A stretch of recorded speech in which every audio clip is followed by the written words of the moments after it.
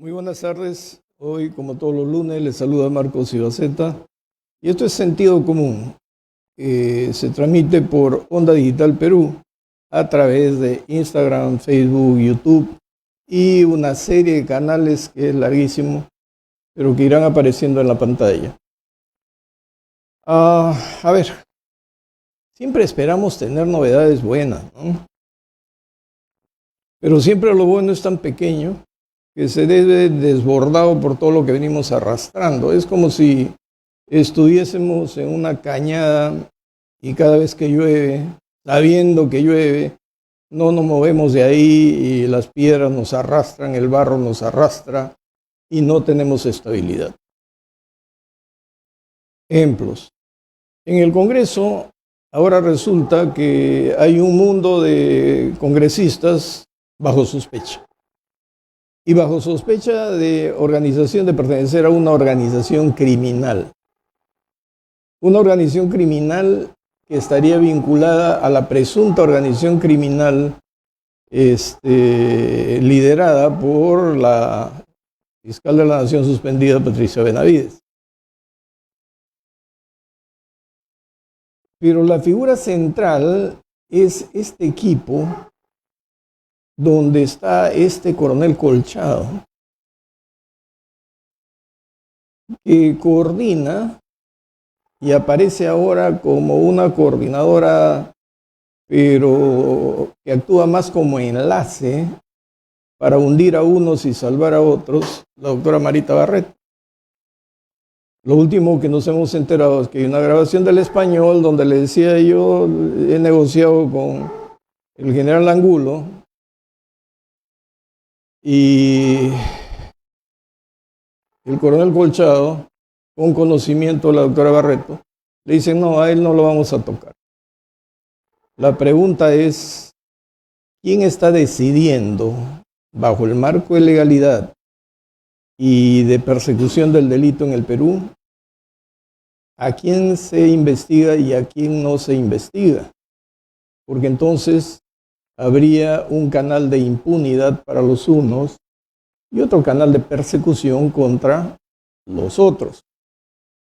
Y hablando del general Angulo, acabo de leer que lo han reemplazado en la Comandancia General de la Policía por el general Sanabria, si no me equivoco, porque tanto hemos venido reclamando por seguridad ciudadana y seguridad jurídica, y nos dijeron que hay un plan Boluarte y cosas extraordinarias, y el premier Otárola en su momento nos garantizó que todo estaba controlado. Muy bien. Ha tenido que viajar doña Dina a Ayacucho para que casi le dejen sin pelo, ¿no? Por el ataque de una señora que con sus motivos o no motivos no tiene por qué agredir a la presidenta que representa a todos los peruanos, en eso estamos de acuerdo. Encarna a la nación, pero no tenemos servicio de inteligencia. ¿Acaso no se sabía que podía ser agredida en una zona hostil donde el eslogan Dina asesina se repite a diestra y siniestra? Y el cuerpo de seguridad que debía rodearla y que también debía tener ubicación, grupos de protección, de acuerdo a la información previa de inteligencia, pues ¿dónde estaban? Es tan fácil llegar al presidente de la República en el país y jalarle los pelos, si es mujer, pero bien han podido ir con un garrote y meterle un garrotazo en la cabeza. Oiga, esto es ya está risible, porque si la presidenta no tiene seguridad, su hijo, escoltado por policías, se queda sin nada porque los delincuentes van y asaltan a sus custodios, les quitan su armamento y los dejan en ridículo también. Entonces, algo está pasando en el Ministerio del Interior, en la policía.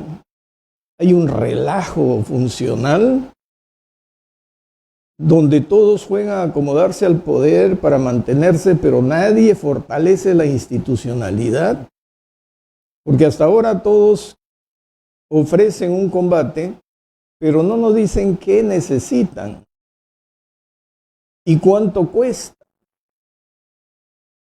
Entonces vienen las disparadas en el Congreso, no, hay que hacer esto, hay que hacer el otro. Oiga, si el problema es transversal, ¿por qué no se hace un estudio serio? Mantienen al ministro de Economía, que nos dicen que hay recesión. Se demoró un mundo en reconocer que estamos en recesión.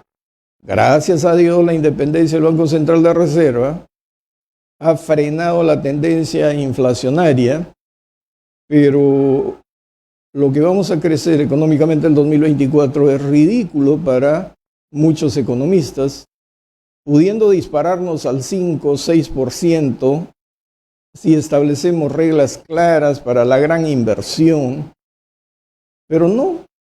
En el Congreso estamos hablando de gran inversión, defensa de la Amazonía, y ahora han dictado una norma también que está siendo cuestionada por todo el mundo, ¿no?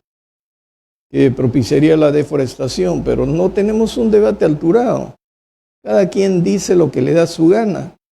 Y el ministro de Economía no nos sale a explicar cuál es el plan económico, cuál va a ser la política económica, y sigue en su puesto. Y el primer ministro, que se ha dedicado aparentemente a abrir su despacho a las visitas de bonitas damas, ¿no? Y cada historia que va saliendo es un poco más escabrosa que la otra. Y quien va al local del premierato, como había un eslogan antes, ganan los que vienen o los que vienen ganan, ¿no? Una cosa así es antigua, porque todas las señoritas que han ido o han obtenido un puesto público con buenos sueldos o contratos con el Estado de gran magnitud, sin haber acreditado la experiencia correspondiente. Ahora tenemos otro problema para el equipo de investigación. Cuando se descubre que están investigando a un sujeto con un apellido para encubrir al sujeto que tiene el mismo apellido, pero que es directivo de una cooperativa a través de la cual se han movido millones. Y en ese movimiento millones hay una parte en donde Sada Goray obtiene 5 millones, que calzan con los 5 millones que pedían desde el Palacio de Gobierno. Y tampoco se investigó. O sea, se disfraza la investigación. ¿A título de qué? Entonces está tan podrido el Ministerio Público y la policía está siendo manejada ¿por quién? Luego tenemos el problema del peaje en la Panamericana Norte. Un error del alcalde actual ha sido ofrecer la solución inmediata cuando él sabía que no hay solución inmediata. Lo que llama la atención es que la gran responsable de todo esto, doña Susana Villarán, y su pandilla. ¿Cuántos años tiene de investigada? ¿Se ha tomado alguna medida para acelerar su proceso y ya tenerla en la etapa de juzgamiento e imponer las sanciones, no solamente a ella, sino a todo ese equipo que ha traseado dinero por aquí y por allá, con la campaña del no o del sí, ni me acuerdo, pero financiada por los que construían la línea amarilla y los que tenían derecho a cobrar peajes, cerrando el libre tránsito a los que viven de Puente Piedra por acá. ¿De cuánto ganan, cuánto gastan en ir y venir los que tienen vehículos? Y además, si fuesen buses, también le cobran a los buses y eso se refleja en el pasaje. Y no solo eso, a doña Susana Villarán y a su pandilla no se le toca. No avanzan las investigaciones. Oiga, esa dualidad en el trato. Por eso digo, ¿está podrido el Ministerio Público y la policía? ¿O qué les pasa? Tantos años y no tenemos resultados. En el tema del abajato, IRSA Sur y IRSA Norte. Oiga, si uno revisa la estrategia de investigación es para echarse a llorar. No hay criterios en la definición de líneas de investigación, porque funcionalmente no se sabe, no desconocen los fiscales. Recién, después de casi 3 años, están encontrando la línea y para eso han pedido 3 años más de ampliación de plazo. Y la gente que es inocente y que no tiene nada que ver, 6 años de investigación. No es posible porque una investigación preliminar ya venía durando 2 años, 6, 8 años. Y encima hemos celebrado un convenio secreto. Y así como ese convenio secreto, de repente hay otro convenio secreto en el caso de la señora Villarán. Porque si en vez de estar celebrando convenios de buenas a primeras, no hubiesen intervenido las oficinas, incautado todos los equipos, tal vez a través de medidas cautelares, ya se hubiese suspendido el pago del peaje, en el caso de la señora Villarán.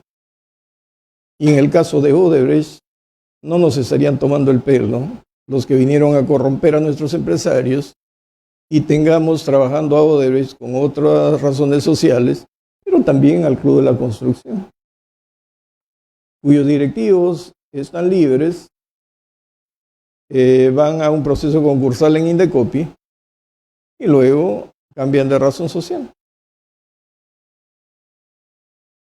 Por lo tanto, el peruano dice, ¿por dónde voy? El emprendedor, frente a este desconcierto, falta de rumbo, dice, ¿invierto o no invierto? ¿Y qué políticas hay para que se incentive lo de las MIPE, las pymes? No hay. El ministro de Economía no dice, esta boca es mía. El crimen crece. Por ahí ha habido una reunión del CAN y vamos a ver en qué termina, pero yo creo que se ha debido tocar el tema de las relaciones con la CIDH para que se equilibre el proceso, ¿no?, de persecución del delito y no que desde allá unos señores que elaboran sus conceptos en abstracto e interpretan los hechos en abstracto y crean que están en el primer mundo, empiecen a atar de manos a nuestros gobiernos. Y ahí está. Escobar le declaró la guerra a Colombia, y si no se hubiese peleado con los otros cárceles, y Colombia no hubiera obtenido el apoyo de Estados Unidos, estoy seguro que Escobar le ganaba la guerra a Colombia. Porque el crimen organizado tiene mucho poder económico y por lo tanto una gran capacidad corruptora. Pues han venido a Ecuador y le han declarado la guerra al Estado ecuatoriano, que ha tenido que definir el tipo penal y calificar a los que actúan así como terroristas y no está teniendo contemplaciones. Oiga, aunque nadie quería actuar como Bukele, al final en la práctica están reaccionando como Bukele. Vamos a ver en el país qué sucede. Doña Dina parece que está en el mejor de los mundos. Me hace recordar al expresidente Belaúnde, donde toda la nación decía, es honrado, pero para en las dimensiones estratosféricas, mientras los lobos hacen lo que quieren a su alrededor. Eso está pasando ahora. Doña Dina está volando. Y el tema de su hermano, ¿no sería más fácil que doña Dina diga, bueno, investiguen a mi hermano y tomen en cuenta las declaraciones, se está metiendo en algo y tiene influencia en el interior, pues sanciónenlo? Pero ella habla de difamación contra su hermano. Y cada día salen más indicios y un procurador ya lo denunció. Y entonces no se resquebraja la autoridad moral de quien representa a la nación. En esas estamos. Pero el futuro de pobreza que nos espera es muy, muy visible. Y no estamos hablando de posibilidad, sino de probabilidad. Y más todavía cuando a falta de políticas se habla del efecto rebote. El megapuerto de Chancay y no se hace nada. Nos dicen que las vías alternas van a ser las que salen al Cerro de Pasco, por la sierra, por el Cerro La Viuda y por Llanabanca, me parece. Porque la Panamericana no da para más. Pero si no da para más, y cuando uno ve las dimensiones del bendito puerto, realmente dicen, por acá van a transitar miles de vehículos de gran capacidad. Los tractocamiones van a hacer cola. Pero además, si queremos hacer una zona especial, vemos que el puerto del Callao, el muelle sur, se ha potenciado tanto que por ahí se han despachado más de 1.700.000 contenedores, que ha batido su récord. Y ojo, que el puerto del Callao sigue fortaleciéndose, y el puerto del Callao, el puerto norte, también está colocando más y más grúas. Entonces, oigan, el comercio internacional con el Asia va a ser gigantesco teniendo en cuenta el Callao, Muelle Sur, Muelle Norte y Chancay. Y miren que Ica ya encontró su puerto de salida para las frutas, que es el de Paracas. Y el de Paracas es un puerto extraordinario. Y cualquier barco de cualquier calado entra allí. Y también están colocando más grúas. Y el otro proyecto es el de Marcona. Si tenemos estos proyectos, ¿qué estamos haciendo nosotros para crear más infraestructura? Nadie quiere venir a invertir, pues. Porque acá le mueven la calle, le mueven los caminos, le mueven todo. Y los políticos, como el avestruz, meten la cabeza entre las patas y no quieren ver. Yo creo que tiene que haber un liderazgo. Y el liderazgo significa el garrote y la zanahoria, pues lamentablemente eso nunca va a cambiar. Entonces miren todo lo que hay. Ya no sigo, porque gracias a Dios, al menos lo de Petroperú, la barbaridad que iban a hacer de darle 2.500 millones de dólares para reflotarla, para ayudarla, para no sé qué, y para que termine esa refinería que ya nos va a costar, pues, ¿cuánto? 8.000 millones de dólares. Y no sabemos qué hacer con la refinería, y Petroperú está quebrado. El primer ministro ayer creo ha declarado, ya no vamos a ir al rescate. Claro, pues sería absurdo que tengamos este escenario de pobreza, este escenario de falta de política, este escenario de inseguridad, este escenario de todo malo, y le estemos regalando 1.500 millones a Petroperú, que es una empresa quebrada. En fin, para hablar de todo esto hemos invitado a alguien de la nueva generación de políticos, al que siempre invitamos, porque representa un partido que ha sido muy sólido, con ideologías muy definidas y que tuvo un gran liderazgo. Y justamente he estado leyendo por ahí, entre los libros que había dejado de lado, los años 20, algo así es, ¿no? Y al final termina, es una historia novelada, ¿no? Donde uno de los protagonistas le pregunta a Mariátegui y a Víctor Olaya La Torre y a otro. Le dice, ¿y por qué luchamos tanto? ¿Acaso seremos capaces de mantener nuestra idea revolucionaria tal cual ahora? Porque se hablaba mucho del indigenismo. Cuando tengamos 60, 70 años, y dice, ¿acaso si llegáramos a 1976, seremos los mismos y pensaremos lo mismo? Y eso nos ha motivado.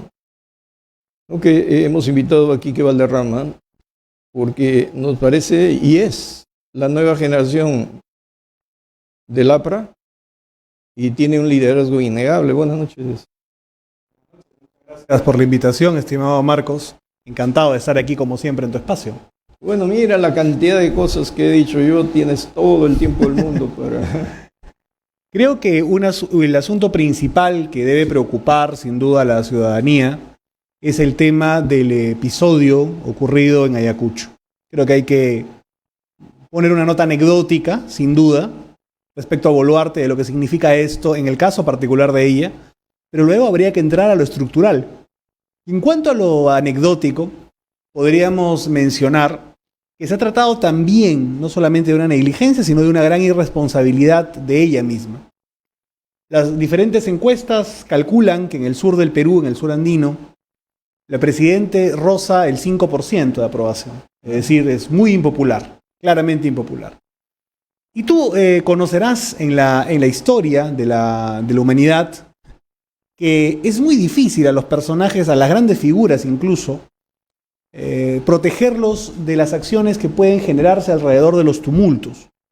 Creo que ha habido agresiones a diferentes líderes internacionales. Antes, ya que hablas tú de anecdótico, ¿qué hacía la presidenta tirando caramelos como Padrino Cebo?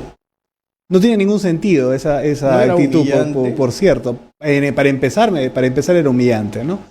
Pero digamos, es muy difícil que incluso la seguridad pueda proteger de la acción en el marco de tumultos. Recuerda tú el caso del atentado contra Coloso, el tema del apuñalamiento que sufrió el mismo Bolsonaro siendo precandidato a la presidencia. El Papa sufrió un atentado también. Es decir, no es sencillo cuando una referencia, una figura, un líder, sobre todo con connotaciones políticas, quiere confundirse con la multitud para recibir seguramente pues, un baño de popularidad. Nunca faltará seguramente la posibilidad de que aparezca alguna persona con ganas de agredir. Pero esto se vuelve mucho más grave cuando en el caso de ella es un personaje tan impopular en esa zona. Debió haber previsto que una circunstancia como esta podía pasar. Han sido unos jalonazos, ¿no? Ha podido ser algo peor. Tal como ha llegado con tanta facilidad a jalonearla, ha podido clavarle un puñal, ha podido hacer cualquier otra cosa. Y estaríamos lamentando una desgracia aún mayor. Creo que la nota anecdótica es esa. Creo que ella se expone innecesariamente.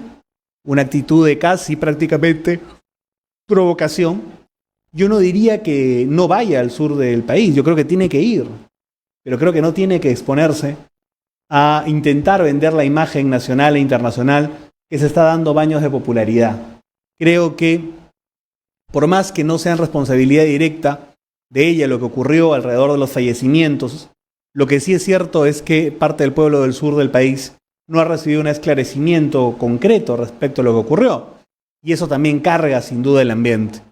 Pero lo otro y lo más importante, creo, es que esto revela que ni siquiera la persona más poderosa del país, se supone el presidente de la República, está a salvo de una agresión, no está seguro. Es más, recuerda tú el incidente que hubo con la seguridad del hijo. Es decir, ni el hijo de la presidente, ni la presidenta de la República se encuentran realmente en términos concretos seguros en el país. Hemos dejado que la delincuencia avance, hemos dejado que la criminalidad organizada avance, Creo que el encuentro internacional para enfocar la inseguridad desde una perspectiva andina con algunos países es importante. Algunos hablaban de que como la Europol tiene que haber la Andinopol o la Andipol, una cosa así. Me parece interesante. Creo que hace bastante tiempo diferentes analistas están opinando que necesitamos potenciar la inteligencia de la Policía Nacional.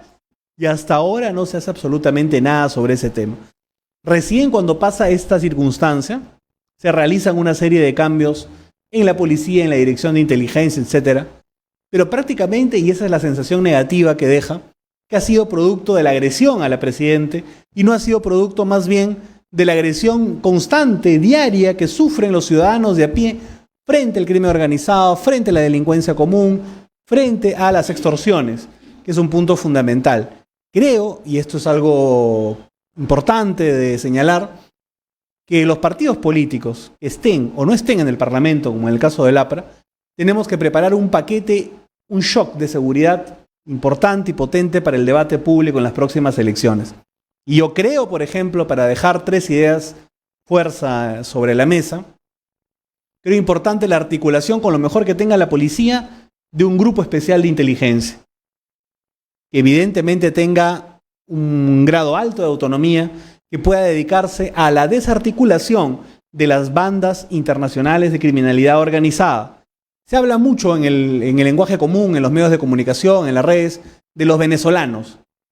Pero aquí en el Perú operan bandas concretas alrededor del tema del tráfico de drogas, de la ruta de la amapola, por ejemplo. Gente que son de Europa del Este, gente que son de Asia, gente que son de México, gente que son de Colombia, gente que son de Europa, gente hasta de Medio Oriente hay aquí, tenemos reportes. Necesitamos entonces una unidad élite especializada, potenciada con recursos de autonomía, de inteligencia orientada a la desarticulación de la criminalidad transnacional. Creo que es un punto fundamental. El segundo punto que me parece básico también es inmediatamente disponer la posibilidad de que exista la mayor cantidad de efectivos policiales en calle. Cuando el APRA sale en 1990 deja aproximadamente, y encontró 87.000 efectivos, deja más o menos 120 y tantos mil. El día de hoy tenemos 130.000. Es decir, casi la misma cantidad que en 1990, pero habiendo aumentado la población significativamente. Y encima, buena parte de esos están dedicados a tareas que no son directamente el asunto de las calles. Creo que hay que liberar la mayor cantidad de policías en la calle. Eso se puede hacer retirándolos de las labores administrativas, retirándolos del tema del tránsito, retirándolos del cuidado de infraestructura estratégica que puede estar en manos respectivamente de policías retirados, de personal civil o del ejército también. Creo que necesitamos aumentar la mayor cantidad de efectivos policiales en calle. Creo que debemos acelerar en este mismo punto la posibilidad de que puedan egresar más rápido de las escuelas. No sé si recordarás, pero en la época del primer gobierno del APRA, en el marco además de la violencia terrorista, se impulsó la posibilidad de que en menos tiempo puedan salir egresados de las escuelas, de 5 a 3 años. Yo creo que hay que intensificar la currícula acá por emergencia de inseguridad y hay que tratar de tener también con mucho estímulo, con más presupuesto, la posibilidad de que jóvenes de buen perfil académico, etcétera, puedan abrazar la carrera policial. Creo que eso es importante. Y finalmente, creo que hay que poner sobre la mesa la necesidad en el Perú de construir mega infraestructura penitenciaria. Creo que es importante, es un elemento que sin duda ha llevado a cabo alguien con el que guardo mucha distancia por el tema institucional democrático, pero creo que en el asunto de seguridad ciudadana está teniendo un liderazgo importante, que es el presidente Bukele de El Salvador. Algunos de los puntos que creo que sí merecen un debate nacional es la construcción de megapenales en el Perú. Gran parte, y tú lo sabes, de los operadores de justicia liberan a muchos delincuentes bajo el argumento de que las cárceles están hacinadas. Pues bien, hay que evaluar la posibilidad de construir megapenales para que esto no sea una derivada en el problema. Creo que sobre esas cosas debemos, como sociedad civil, partidos políticos, empezar a debatir. Claro, hablando de megacárceles, hace décadas venimos proponiendo que así como hay una cárcel en Chayapalca, uno ve la meseta y la zona de Chayapalca, donde no hay ciudades cercanas, Pues es como para construir más establecimientos, de ser ciudadela de penales allí, que estén lejos y que tengan un tratamiento especial los peligrosos. Porque justamente en la reforma del 95 nos pusimos de acuerdo con el presidente del INPE para que envíe a los más peligrosos allá. Y de allí surgió el juzgamiento en cárceles. Pero eso se ha ido deteriorando conforme el tiempo y han ido construyendo más cárceles en las ciudades en Lima, ¿no? Y en las ciudades de la costa. El otro tema que siempre nosotros poníamos atención era que se había cometido errores en la investigación en los casos de terrorismo, tomando en cuenta la acción de inteligencia. Que como inteligencia operativa no daba resultados de inmediato, como inteligencia operativa, conocían e intervenían. Y entonces allí se validaba la incorporación a las investigaciones de los elementos incautados. Muy bien, pero ¿qué estamos viendo ahora último? Que no hay contrainteligencia. Si no hay contrainteligencia, vamos a tener 1000 imputaciones a Colchado y a su grupo, ¿no? Diciendo, has manipulado y acá tengo grabaciones, y por qué proteges a este y por qué proteges al otro. Y gastan y tienen 1 millón de soles o de dólares mensuales, creo, como apoyo. Pero si tú no los investigas, a los que investigan, tienen un gran poder también para hacer lo que les da la gana y ocultar lo que quieren y perseguir selectivamente. De acuerdo. Y eso se llama corrupción. Absolutamente de acuerdo. Porque la inteligencia es secreta. Y es la que da los insumos a los aparatos encargados y ha de efectuar una investigación para verificar inteligencia. Y dice, allí hay, pero yo no puedo entrar, pues. Yo soy inteligencia. Pero tú, como el que está adscrito a la fiscalía para que intervengan, porque sí hay, ¿no? Entonces, no se está haciendo las cosas, no se están haciendo las cosas bien. El otro tema es que hablamos que no hay policías para la calle y vemos que se pelean las fiscalías con la policía para decir quién investiga. En este tema de la violencia familiar, tenemos fiscalías, tenemos juzgados, tenemos módulos, pero para la investigación, esto me consta, los fiscales, ante una denuncia, lo derivan a la policía y ordenan que personal policial, normalmente personal femenino, tomen declaraciones. Y tienes una cola gigantesca de gente que ha denunciado y cada declaración son 2 horas y media.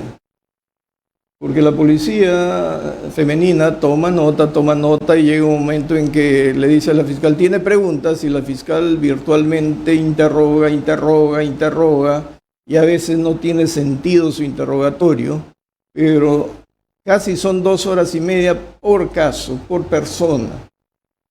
Y cuando tú sales a las 2 horas y media, citado a las 8, 10 y media, entonces no vas a tener más de 4 declaraciones al día,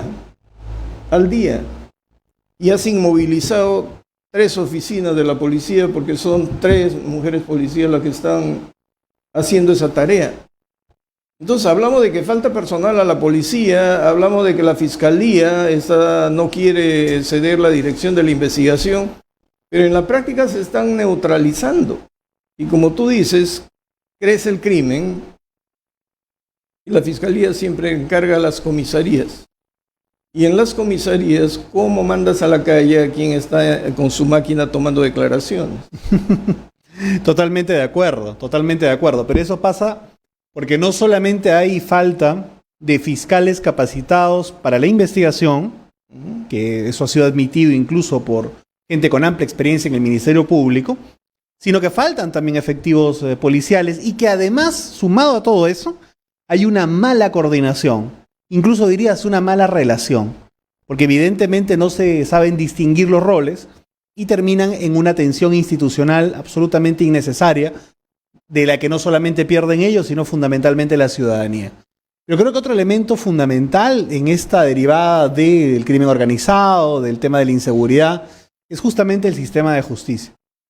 Y evidentemente el sistema de justicia está muy dañado y muy golpeado por lo que hemos vivido hace algunos años, con el cénit de la degradación institucional a la que llevó al país Vizcarra, con toda la operación que realizó alrededor de la influencia sobre el Tribunal Constitucional, sobre los 4 magistrados, recuerdas que le avalaron el golpe de Estado, sí, sobre la presión que hizo sobre el Ministerio Público, que prácticamente lo tuvo controlado a través de Zoraida Ábalos, incluso los mismos fiscales, Lavallato, estos tan criticados, Vela y Pérez, con justicia, casi al final del gobierno de Vizcarra, quisieron también operar contra él y Zoraida los desautorizó. El nivel de control que tenía Vizcarra sobre el Ministerio Público era grande. Y además, porque ha creado, digamos, la degeneración o el esperpento mayúsculo, creo que en los últimos 40 o 50 años del sistema de justicia, que es la Junta Nacional de Justicia. Creo que no ha habido una degradación a nivel judicial tan grande, ni la de Fujimori, creo, o de la que acusaron a Fujimori fue tan grande. Yo creo que desde Velasco, cuando hay ese cambio, donde se cree el antecedente de la JNJ, digamos, hay una forma de atacar sistemáticamente al sistema de justicia tan grande como con Vizcarra y la Junta Nacional de Justicia, que dicho sea de paso no está siendo adecuadamente controlada por el Parlamento de la República y pareciera que no van a alcanzar los votos para lograr una reforma en ese sentido. Por lo tanto, parte un poco el desorden también de ahí. Los operadores de justicia también ven que hacia arriba no se encuentran soluciones. Ven como el caso Lavallato, por ejemplo, el asunto de Odebrecht, el acuerdo de colaboración con Odebrecht, genera más bien impunidad. Que los consorciados con las megafirmas brasileñas prácticamente han salido ilesos del proceso.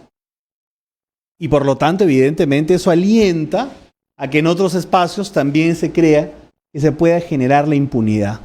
Yo creo, y en eso es un compromiso de las nuevas promociones, de la nueva corriente que está luchando por la renovación del partido de Aya de la Torre, poner sobre la mesa el debate necesario de una auténtica reforma del sistema de justicia, que naturalmente tiene que tener, sin duda, un replanteamiento sobre la JNJ, que creo que un auténtico Congreso debería revisar y redibujar. No estoy defendiendo al CNM en cuanto a su composición, a sus magistrados de aquel momento, que sin duda habían caído también en vicios, en frivolidad, en delitos, sin duda.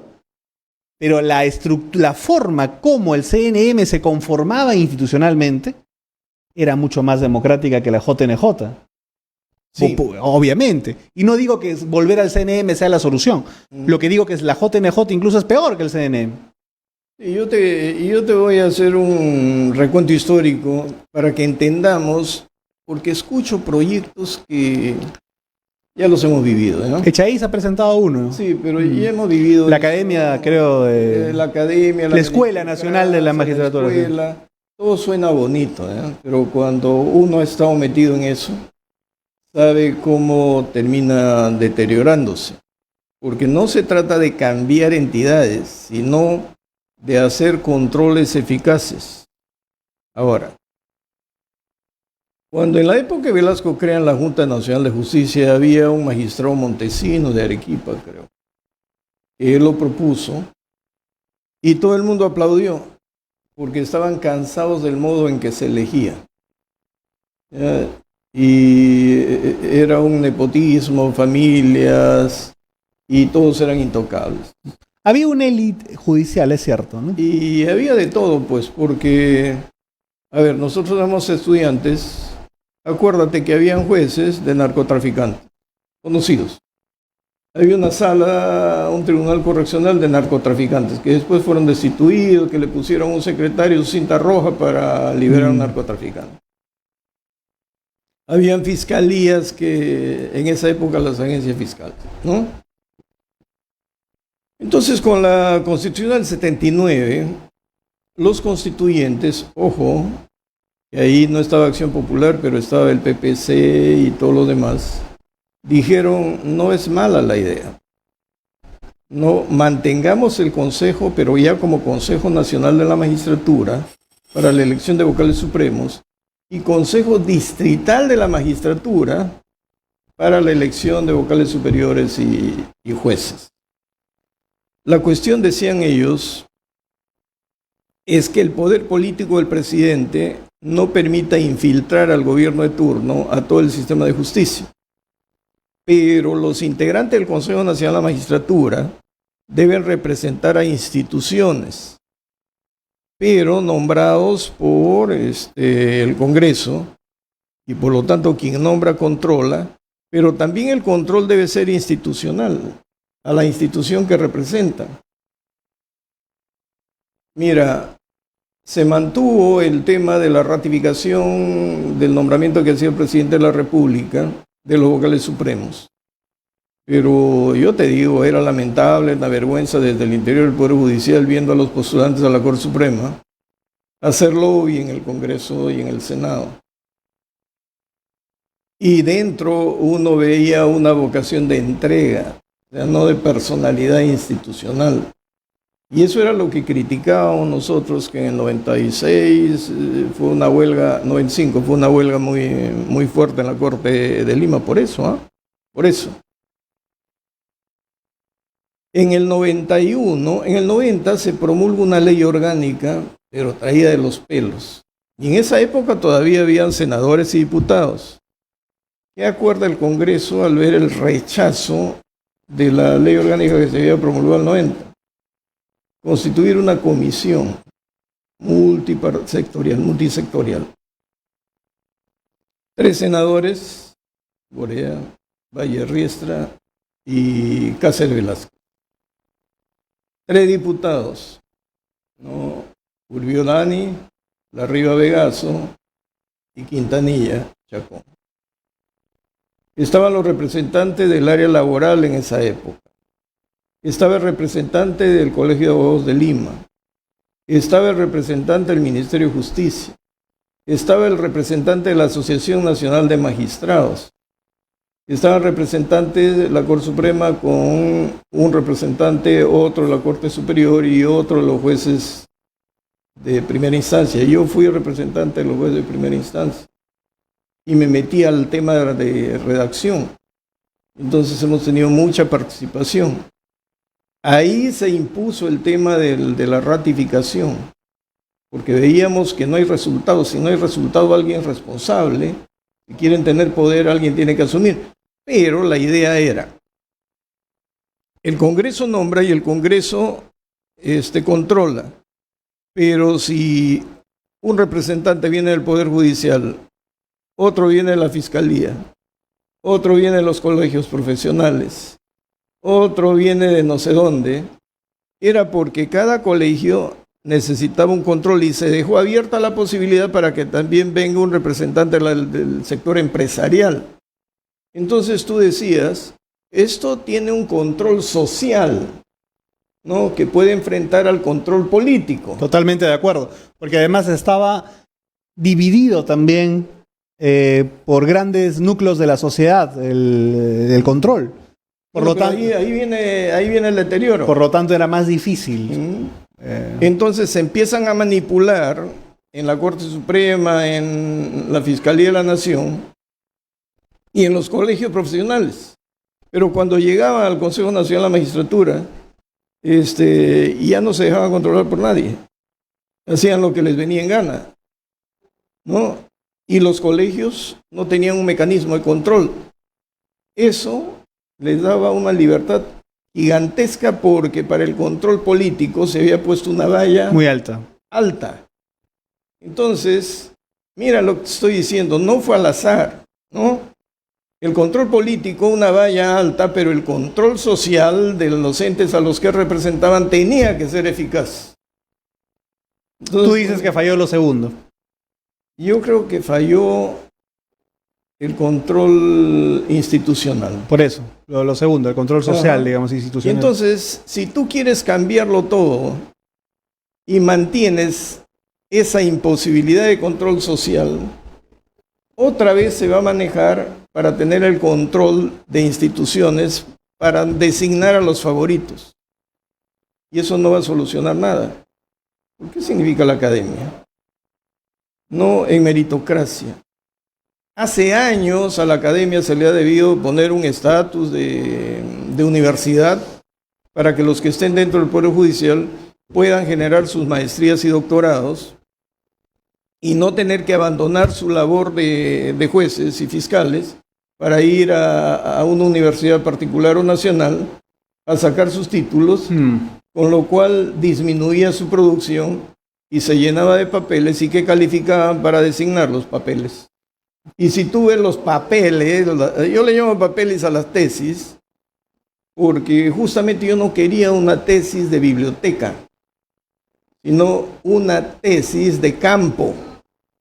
No vas a encontrar una bendita tesis de campo, porque para hacer tesis de campo tienes que meterte en el campo, vivir y descubrir, ¿no?, tu cultura, tu idiosincrasia, tu economía, tu modo de pensar, tu visión del mundo. Si no, no es justicia. Por eso creo que hay que impulsar grandes debates y grandes reformas alrededor de esto. Creo que necesitamos abrir un diálogo nacional sobre qué hacer con el sistema de justicia. Digo que partimos de la base, creo que hay que corregir la JNJ y hay que ver cómo podríamos regresar a un esquema, como tú dices, que permita control social, que permita control institucional, no le permita al poder político manipular tan fácilmente al sistema de justicia. A mí me preocupa profundamente lo que ocurre en el Ministerio Público, por ejemplo. Pero antes de pasar ahí, si tú comparas el Consejo Nacional de la Magistratura venido a menos, porque ya empezaron a hacer lo que les daba la gana sin controles, sabiendo que el control político no iba a llegar porque necesitan 80 y tantos votos, 87, dime, ¿en qué cambió la Junta Nacional de Justicia respecto a la representación? ¿Acaso no representan lo mismo al Poder Judicial, al Ministerio Público, a los colegios profesionales? Es lo mismo. ¿Y quién controla institucionalmente? Nadie. Ahora es peor porque ni siquiera tenemos la pantalla de que pueden ser controlados institucionalmente. Pero están respaldados. Porque recuerda que ellos nacen de un comité evaluador que se conforma, como tú dices, pero al final de un grupo de gente que postula cada quien, digamos, sin representar a nadie. Es como un concurso de méritos. Y en el primer examen fueron jalados todos. Y en el incluso algunos que quedaron en el cuadro final fueron relegados. Hay un caso de un doctor Falconi, por ejemplo, que quedó dentro de los 7 primeros y al final terminó siendo relegado. Un concurso lleno de cuestiones raras, porque evidentemente estaba orientado a que Vizcarra tomase el control del sistema de justicia, fundamentalmente el Ministerio Público. Y creo que ahora lo que vivimos es prácticamente el intento de continuar con esa manipulación suspendida, frenada por la actuación, creo, sorpresiva para ellos, para el bloque vizcarrista, de Patricia Benavides. Creo que hasta cuando estuvo en contra, digamos, de Castillo, que ya había llevado todo al extremo, a la locura, prácticamente, intentando, como tú escuchaste, en el mensaje de la Nación, cerrar el TC, cerrar el Ministerio Público, cerrar el Poder Judicial, meter preso a todo el mundo. Obviamente nadie le hizo caso, terminó preso. Mientras ella estuvo en contra de Castillo, digamos, parece que fue funcional. Pero una vez que esto avanza y ella empieza a tomar decisiones distintas, yo creo que empieza a ser puesta evidentemente a hervir sobre las brasas. Yo creo que cuando se enfrenta al Ejecutivo, no fundamentalmente. sé qué pasó ahí. Totalmente. No sé qué pasó ahí. Pues yo te voy a decir una cosa. Aquel sector que yo identifico con nombre y apellido claramente, como el sector de Pablo Sánchez, el sector de Zoraida Ábalos, el sector de ahora de Marita Barreto, de Rafael Vela, de Domingo Pérez, el sector que por fuera es apoyado por el señor Gorriti, ese sector hoy día que intenta retomar, porque yo no estoy tan seguro de que Villena sea alguien que pertenezca a ese grupo, sino más bien tiene algún tipo de presión, me da la impresión, intenta retomar con Villena el control del Ministerio Público, estaban relativamente debilitados. Recuerda el tema del control interno, recuerda la caída ya de Vela, recuerda que Pérez está pues a 1 milímetro del abismo, ya también con su proceso disciplinario, y de la noche a la mañana se arma un gran operativo que termina con la caída de la fiscal Benavides, que hay que decir también que si es verdad que se ha negociado archivamiento de procesos a cambio de votos, obviamente tiene que ser sancionada también. Pero obviamente en un proceso constitucional, legal, de manera probada, ¿no? No con chats aparentemente manipulados. Pero lo que te decía, este grupo que ya estaba sin poder, yo no considero que haya tenido la capacidad para urdir toda la maniobra que se ha urdido, si es que no ha tenido ayuda externa. Y la única ayuda externa que ha podido tener ha sido la del Poder Ejecutivo, sin ninguna duda. Yo creo que Patricia Benavides cae cuando pone sobre los temas importantes en la mesa el asunto de Otárola, las contrataciones de Otárola, el asunto del hermano de Boluarte, y cuando empieza a escarbar por ahí, creo que el poder le baja el dedo, utiliza esta facción más o menos debilitada ya y la vuelve a empoderar con tal de que ella no continúe. Pero además, y lo quiero decir también, con la complicidad del fujimorismo, porque el fujimorismo retardó todo lo que pudo el debate sobre la JNJ, jugando el limón con Alianza para el Progreso, que son corresponsables de lo que hoy día ha sucedido. Lamentablemente le han entregado, sin duda, a el poder de una u otra manera y a la gente que nos hizo tanto daño hace 4 años, de nuevo el control del Ministerio Público, que esperemos que pase pronto. Yo ya estoy casi convencido que en el debate de la JNJ solamente destituirán probablemente a la magistrada que ha excedido la edad, y que me parece que es Inés Tello. Creo que no van a ir más allá, no va a haber mayores cambios, y esto pasa por un entendimiento entre un sector del Ejecutivo con el fujimorismo, con Alianza para el Progreso, y evidentemente los grandes ganadores de la jornada que le han encontrado casi de carambola han sido pues Gorriti y compañía, ¿no? Y ahora volvemos al tema de inteligencia y contrainteligencia. Porque lo que ha hecho Patricia Benavides ha sido torpe. Sí, claro. ¿Ya? Sobre todo la reacción luego del allanamiento. Así es, ha sido torpe. Y si ha llevado adelante negociaciones, aunque el Castillo dice que no, he visto una entrevista anoche, y pone en tela de juicio todo lo que hace la DIVIAC con un sector del Ministerio Público. Entonces, lo que ya es evidente es que todos los que tienen cierto poder público o poder político están siendo chuponeados, es decir, hay inteligencia para acumular todo lo que hacen, lo que dicen, y eso es extorsivo. Totalmente. Pero eso lo funda Vizcarra. Sí, eso lo funda Vizcarra. En la época, obviamente, más atrás estaba Montesinos, pero me refiero. Vizcarra, que es el adalid del movimiento antifujimorista contemporáneo, en realidad emplea tácticas montesinistas. El control por avisaje o por componenda con ciertos sectores de la prensa, la instrumentalización del sistema de justicia, la policía política prácticamente, la vigilancia sobre los políticos. Hemos de decir, para no quitarle mérito también, y para señalar a los enemigos de la patria con claridad, que este tema lo intentó sin éxito retomar Humala, ¿te acuerdas? Sí. Con la lista grande que tenía de perseguidos, perdón, de observados políticamente, publicaron unas listas tremendas, incluso eso acarreó la caída de una primera ministra, recordarás. Pero el que lo intenta, como todo, con torpeza, Humala, pero lo ejecuta Vizcarra bien y hace un gran daño al país. Y creo que hay que denunciar justamente a todos ellos que quieren tener sobre la policía, sobre el Ministerio Público, sobre el sistema de justicia, como el señor Gorriti, desde fuera del sistema, como Pablo Sánchez desde dentro del sistema, como el equipo Lavallato de Pérez y Vela, que se entregaron, se vendieron totalmente a la causa de los brasileños, a la causa legal, a los argumentos legales. Todo lo que han hecho era a favor de los brasileños, es mi impresión. Creo que hay que denunciarlos claramente frente a la opinión pública para que entendamos que lo que requerimos aquí es construir un poder judicial, un ministerio público no de nadie, sino realmente institucional, y que procese a quien tenga que procesar y que condene a quien tenga que condenar, pero que no sea controlado a control remoto ni por el poder político ni por el poder económico. Ahora, en el tiempo presente, con todos los antecedentes, tú lo conoces, ya sabemos entonces que hay una especie de policía política avalada por el Ministerio Público y ambos tienen un respaldo del poder político. Por eso se sienten tan seguros de faltar al respeto a las jerarquías institucionales, pero tienen tal poder que se meten en lo íntimo y en lo privado de cada sujeto y lo guardan para que en algún momento, como la prensa no revela sus fuentes, hagan llegar cosas sueltas. Y con eso hemos visto cuántos congresistas se han quedado quietos, cuántos ministros han dejado de hablar. Si antes tenían una posición A, luego cambiaron a la posición B.